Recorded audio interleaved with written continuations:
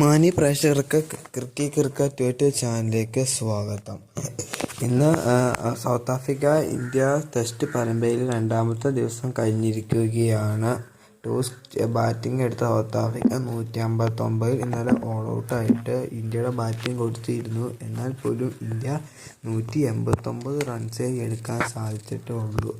30 run ലീഡാണ് India ഇപ്പോൾ നിലവിൽ എടുത്തിരിക്കുന്നത്. ഇന്ത്യയിലെ ടോപ്പ് സ്കോറർ ആയി KL രാഹുൽ 39 റണ്ണും, പിന്നിട്ട് വാഷിംഗ്ടൺ സുന്ദർ 29 റണ്ണും, ജഡേജയും പന്തും 27 റണ്ണ് വെച്ചും, ജുറേൽ 14, അക്സർ പട്ടേൽ 16 തുടങ്ങിയ വെച്ച് റണ്ണെടുത്താണ് ഇന്ത്യ 159 റണ്ണ് എടുത്തത്. അവർക്ക് വേണ്ടി ഹാർമർ ആണ് എടുത്തത്, 4 വിക്കറ്റ് എടുത്തു. കൂടാതെ തന്നെ മാർക്ക് വാൻസ് 4 വിക്കറ്റും.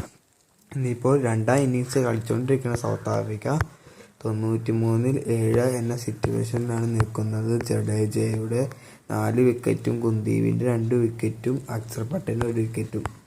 ക്യാപ്റ്റനായ ട്രെന്റ് ബൗമ 29 റൺസ് എടുത്ത് ഇപ്പോൾ നോട്ട് ഔട്ടായിട്ട് നിൽക്കുന്നുണ്ട്.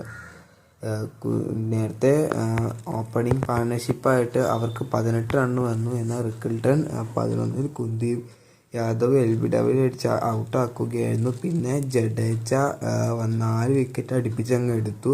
മാർക്കറത്തിനെ ക്യാച്ചായിട്ട് ജുറലിൽ, പിന്നെ പന്ത് കീപ്പറായിട്ട് മുള്ളറിനെ ഔട്ടാക്കുകയും ഡിസോസിനെ ജുറയിൽ സ്ലെഡ്ജിന്ന് പിടിക്കുകയാണ്. പിന്നെ സ്റ്റംസിനെ കുറ്റിയാക്കി ഔട്ടാക്കുകയാണ് ചെയ്തത്.